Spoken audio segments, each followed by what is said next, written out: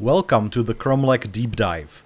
My name is Pavel Makal. I'm the PR manager at Perun Creative, and today I will introduce you to various gameplay elements of Kromlech in greater detail. Chromlech is an action-adventure RPG set in a dark, low-fantasy world influenced by Celtic mythology and aesthetics. The game also has roguelite elements, but more about them later. Here you can see our hero Kromlech walking towards the village of Letrek, the first of many settlements you will encounter on your journey. The world is fully handcrafted, there is no procedural generation, and we also used a lot of our own photogrammetry assets, such as flowers and other elements.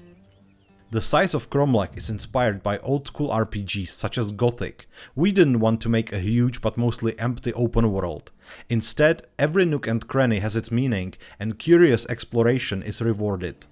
Our game map is also very vertical. There is a lot of deep caverns and crags, but also high mountains with beautiful vistas. Meet Paladix, the village druid. You can trade various resources with him, but he can also help you craft all kinds of brews to help you on your journey.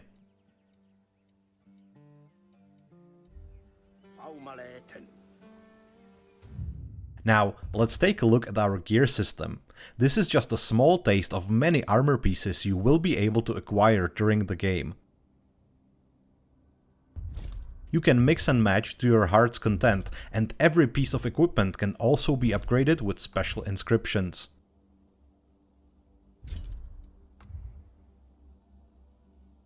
Since the game world is pretty dangerous, it would be wise to go out with a weapon.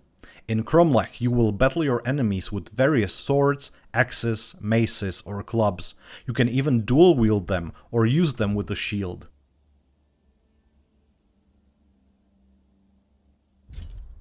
Okay, now our hero looks like something straight out of a horror movie. Let's put on something more fitting for a Celtic warrior and head out of the village. Even though Kromlech is a fantasy game at its heart, the environment, houses and civilian clothes were researched and consulted with historians to portray life in Celtic settlements in Central Europe some 600 years before Christ. Now, let's talk a bit about our combat system. Kromlech enters a small camp inhabited by a group of basic enemies we call bandit scum. As you can see, they don't have any meaningful armor and they can be disposed of pretty easily using just simple fast attacks called small strikes. Good riddance. But this is going to be a bit more challenging. This creature is called a lurg. He is pretty strong, but this particular specimen is also heavily armored. As you can see, small strikes don't cause any damage aside from filling his stagger bar and also your so-called heat bar. This is the moment our very own combat system comes into place. We call it RTL, short for right, torso, left. You see, the heavy attacks or big strikes can be aimed in the desired direction, so you can hit enemies' weak points or attempt to destroy a piece of armor and make a new weak point.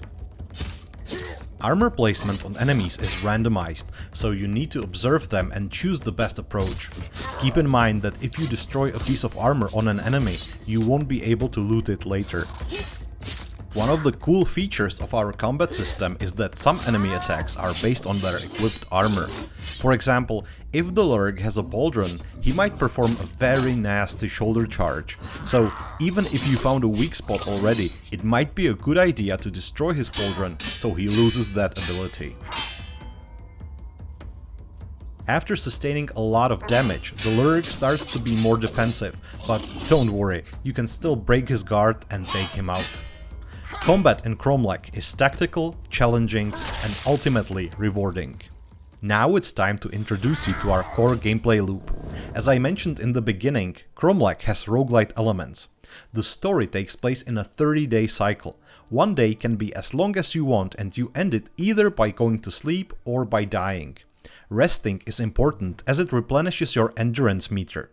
You use endurance for healing, fast traveling and some smaller activities such as opening chests without lockpicks. When your endurance drops, you get debuffs, pushing you to start another day. But beware, Time is your most precious resource, as new day might bring a brand new challenge. Introducing our Crisis system, the crucial part of Chromlech experience. Each couple of days, a new crisis might emerge in the world. Crisis is a major event that can shape the future of the realm.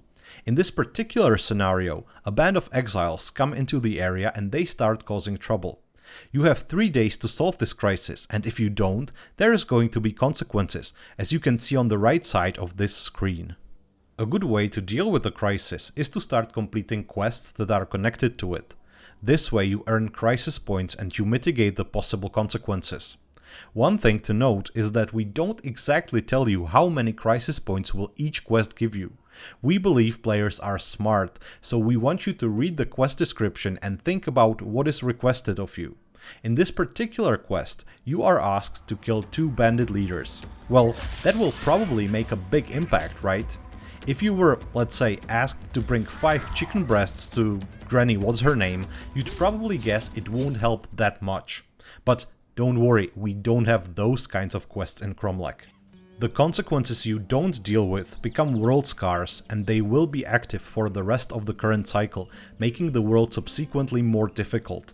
Bear in mind that you have limited time to deal with the crisis, so losing a day by dying or having to rest too early because you used up all your endurance for healing is not viable.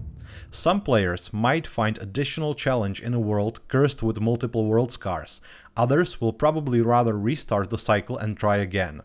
The good news is we have a lot of crises and quests available, and they also have multiple solutions and approaches, so each and every new run is an opportunity to experience something new and try a different way. One thing that should help you in your future endeavors is our RPG system.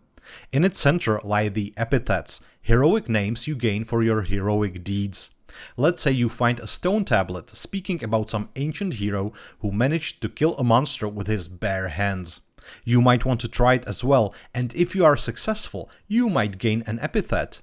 You can have up to 7 of them equipped, but you need renown for them to be active.